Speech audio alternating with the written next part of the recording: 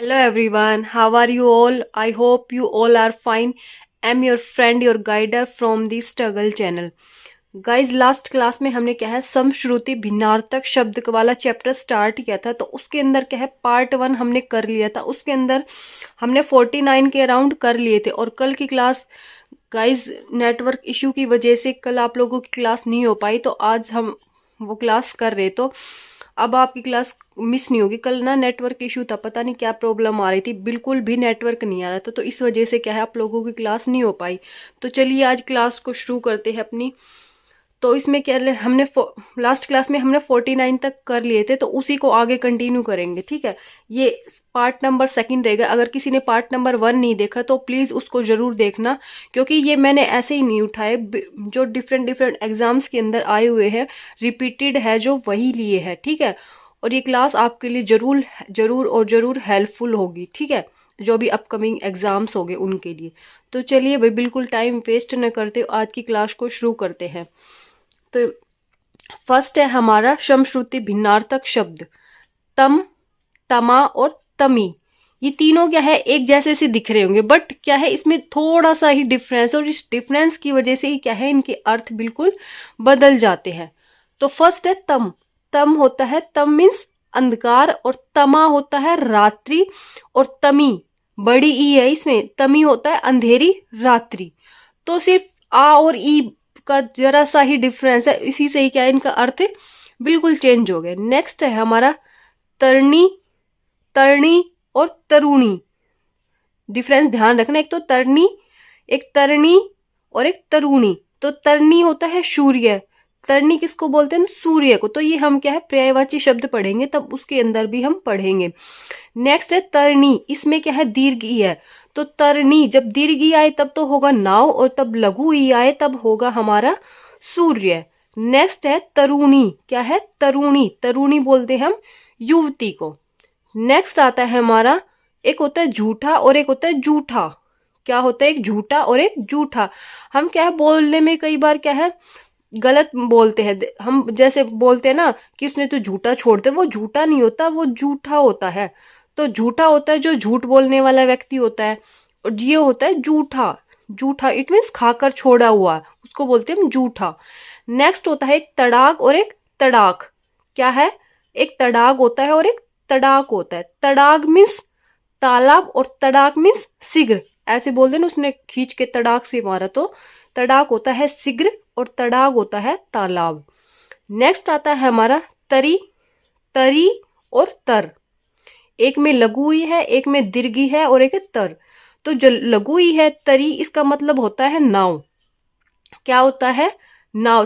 तरी का मतलब भी और तरणी का मतलब भी, दोनों का मतलब ही नाव होता है। फिर एक दीर्घ ई तरी, तरी मीन्स ठंडक, और एक होता है तर। हम कई बार बोलते हैं ना कि बिल्कुल तर हो रखा है, तर मीन्स गीला। तो तरी मीन्स नाव, तरी मीन्स ठंडक और तर मीन्स गीला। नेक्स्ट आता है हमारा, एक होता है तनु और एक होता है तनु। एक तनु और एक तनु। तो तनु मीन्स होता है पतला, दुबला पतला जो होता है उसको बोलते हैं तनु।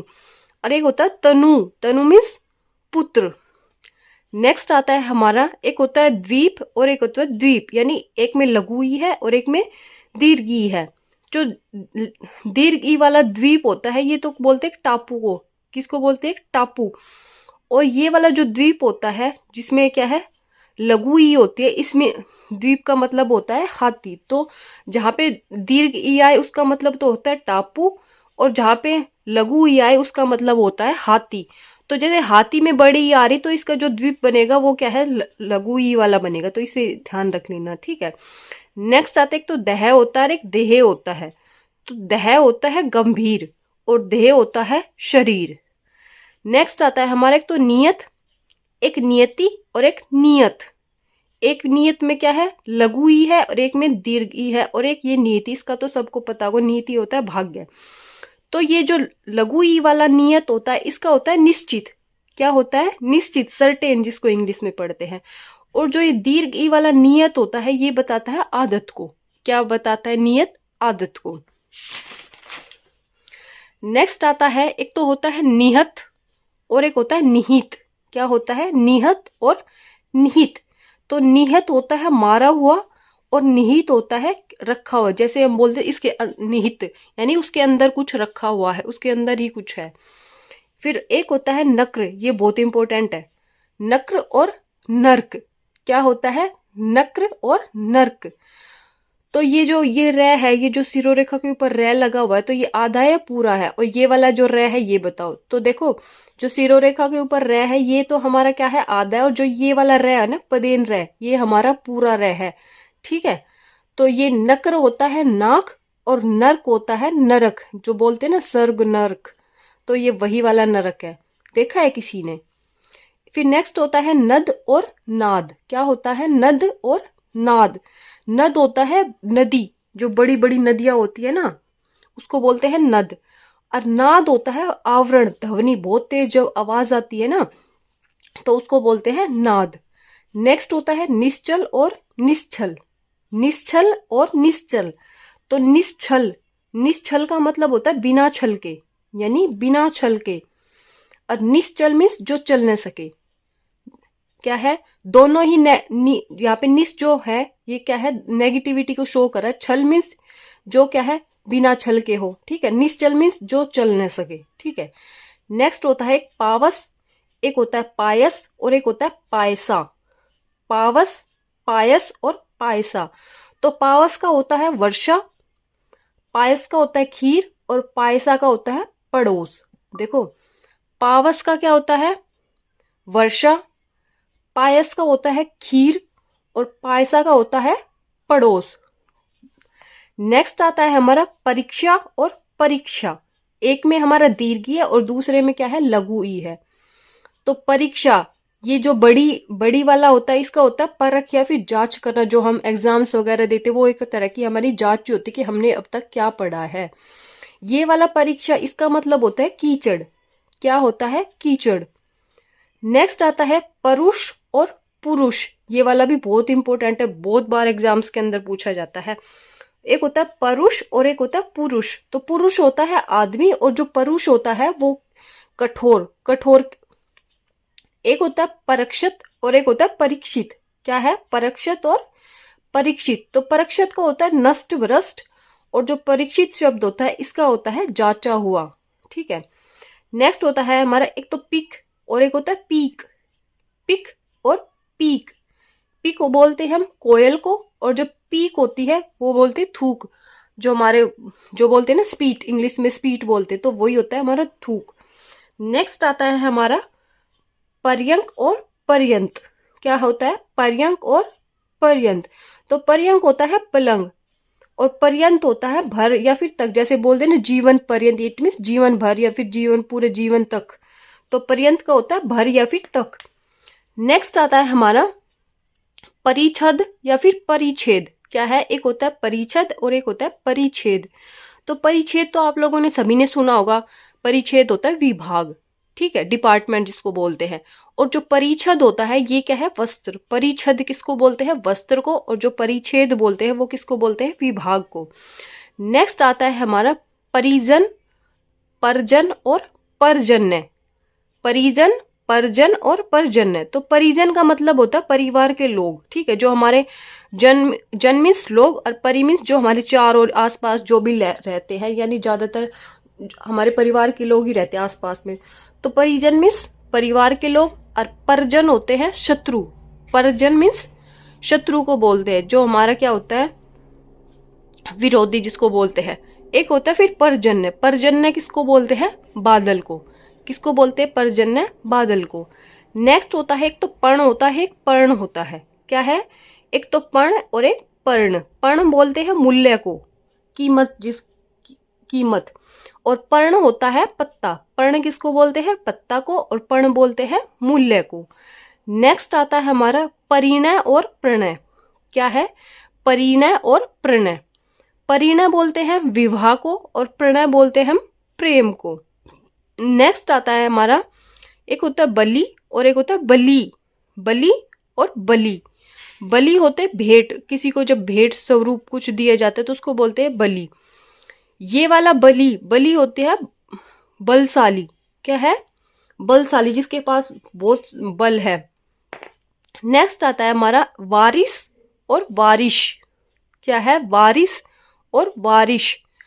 देखो ये वाला वारिस जहाँ पे सह सपेरा वाला है, इसके अंदर तो उसको बोलते हैं उत्तराधिकारी। और जहाँ पे 21 वाला सह या फिर सलजम वाला सह है तो उसका लगाने ना समुद्र। तो इसकी क्या पहचान होगी? जहाँ पे ये सह सपेरा मिले ना तो उसका तो उत्तराधिकारी हो जाएगा। ठीक है, 21 वाला सह का अपोजिट कर देना कि यहाँ पे क्या आ जाएगा, सपेरा वाला सह करके समुद्र कर देना। ठीक है, नेक्स्ट आता है एक तो विदुर और एक विधुर। विदुर और विधुर। विदुर होता है ज्ञानी, जिसको बहुत सारा ज्ञान हो किसी भी चीज का, किसी भी फील्ड के अंदर। फिर एक होता है विधुर। विधुर किसको बोलते हैं? जिसकी पत्नी मर गई हो, उस आदमी को क्या बोलते हैं हम? विधुर बोलते हैं। और जिसका पति मर गया उसको बोलते हैं हम विधवा। ठीक है, नेक्स्ट आता है हमारा ब्याज और व्याज। क्या है? एक तो होता है ब्याज और एक होता है व्याज। तो ब्याज का तो सबको पता होगा, सूद, जो हम मैथ्स में पढ़ते हैं ना, इंटरेस्ट वगैरह, तो वही है। और व्याज, व्याज होता है बहाना बनाना। व्याज होता है बहाना बनाना और ब्याज होता है सूद। नेक्स्ट आता है हमारा, एक होता है मंदिर और एक होता है मंदिर। क्या है? मंदिर और मंदिर। मंदिर होता है देवालय, जहाँ जिसको देवों के लिए जो आलय बना होता है, देवालय भगवान का जो घर होता है, उसको बोलते हैं मंदिर। और मंदिर बोलते हैं हम किसको? पर्वत को। क्या है? मंदिर, पर्वत। नेक्स्ट आता है हमारा मणि और मणि। मणि, मणि बोलते हैं रत्न को। और जो मणि होती है वो किसको बोलते हैं? सर्प को। ये क्या है? सर्प का पर्यायवाची में भी आता है हमारा मणि। नेक्स्ट आता है हमारा, ये भी बहुत इंपॉर्टेंट है, मरीचि और मरीचि। मरीचि और मरीचि। मरीचि का मतलब होता किरण, यानी इसमें जो लघु ई वाला ची है इसका तो होगा किरण, और जहां पे दीर्घ ई वाला है वो होगा सूर्य का पर्यायवाची। ध्यान रख लेना, इसमें बहुत बहुत ज्यादा गलती करने के चांसेस होते। देखो जहां पे क्या है, लघु ई है ना, वहां पे तो किरण होगा। ऐसे ध्यान रख लेना, जैसे किरण में भी छोटी ई है और इसमें च में भी छोटी ई है, तो इससे ध्यान रख लेना। और इस वाले मरीचि को ये क्या है? सूर्य का पर्यायवाची होता है। ठीक है, नेक्स्ट आता है रंचक और रंजक। क्या है? रंचक और रंजक। रंचक होता है थोड़ा, ये क्या है? क्वांटिटी को बताता है, कोई चीज कितनी है, कम है, ज्यादा है, थोड़ा। तो रंजक होता है मेहंदी। रंचक थोड़ा और रंजक मेहंदी। ठीक है, नेक्स्ट है हमारा व्यंजन, व्यंजन और व्यंजन। क्या है? व्यंजन और व्यंजन। तो व्यंजन होता है पंखा, पंखे को बोलते हैं। और जो व्यंजन होते हैं ना, व्यंजन एक तो खाद्य पदार्थ भी होते हैं, और एक व्यंजन जो हम वर्णमाला के अंदर पढ़ते हैं, जो कैसे श्रेतक होते हैं, वो भी क्या है? व्यंजन कहलाते। ठीक है, नेक्स्ट आता है हमारा, आपको क्या है, या तो खाद्य पदार्थ देगा या फिर जो वर्णमाला वाले व्यंजन है उनके बारे में देगा। दोनों जो ऑप्शन है क्लैश करते, वो एग्जामिनर कभी भी एग्जाम्स के अंदर नहीं देगा। ठीक है, नेक्स्ट आता है हमारा वृंत और वृत्त। क्या है? वृंत और वृत्त। तो वृंत का मतलब होता है डंठल। डंठल क्या होता है? जैसे कोई पेड़ है, उसके अंदर कोई फल है, तो फल डायरेक्ट तो ऐसे लटकेगा नहीं, तो उसके ऊपर कुछ डंठल वगैरह होगा ना, जो पेड़ से अटैच होगा, तो वो क्या कहलाता है? डंठल। और वृत्त होता है गोला। नेक्स्ट आता है हमारा वसन और वैशन। क्या है? वसन और वैशन। वसन होता है वस्त्र, और जो वैशन होता है वो क्या होती है? आदतें। ठीक है, नेक्स्ट आता है हमारा शर और सर। क्या आता है? शर और सर। तो शर बोलते हैं बाण को, और सर बोलते हैं किसको? तालाब को। सर बोलते हैं बाण को और सर होता है तालाब। ठीक है, नेक्स्ट होता है हमारा शील और सिल। क्या है? शील और शिल। तो शील का मतलब होता है मर्यादा, और शिल होता है पत्थर। क्या है? सील होता है मर्यादा और शिल होता है पत्थर। देखो हर किसी की क्या है, मर्यादा होती है और होनी भी चाहिए। देखो किसी कोई भी चीज हो, बट सारे काम के पीछे आपकी एक क्या है, एक मर्यादा होनी चाहिए, और उसको कभी भी पार नहीं करना चाहिए। ठीक है, नेक्स्ट है हमारा, एक होता है सौजन और एक होता है शौजन। क्या है? एक होता है सौजन और एक होता है शौजन। तो शौजन होता है अपने लोग, और शौजन बोलते हैं कुत्ता को। किसको बोलते हैं? कुत्ता को। नेक्स्ट आता है हमारा चरम और चर्म। क्या है? चरम और चर्म। चरम होता है अंतिम, यानी बोलते हैं ना कि चरम सीमा पर, अंतिम समय पर है वो। ठीक है, एक होता है चर्म। चर्म होता है चमड़ा। नेक्स्ट आता है हमारा अभिराम और अविराम। क्या है? अभिराम और अविराम। अविराम, विराम होता है रुकना, ठहरना, और अविराम मीन्स लगातार करते रहना, कुछ भी काम हो जाए। तो अविराम होगा लगातार, और अभिराम होता है सुंदर के लिए। ठीक है। नेक्स्ट है अक्षी और अक्षी। क्या है? अक्षी और अक्षी। तो अक्षी होता है आंख, ये आंख का पर्यायवाची है, और अक्षी होता है आंख वाली, यानी सुंदर आंख वाली। अक्षी क्या है? आंख वाली, और अक्षी क्या है? आंख। फिर आता है कोश और कोश। कोश और कोश। तो कोश होता है शब्द संग्रह। तो ये ध्यान रखना, ये बहुत गलती करते हैं इसके अंदर। 21 वाला जहाँ पे श मिले ना, सलजम वाला, तो उसका मतलब होता है शब्द संग्रह। तो इससे ध्यान रख लें, यहाँ पे भी श है और शब्द के अंदर भी श आता है, दोनों से सेम है। ठीक है।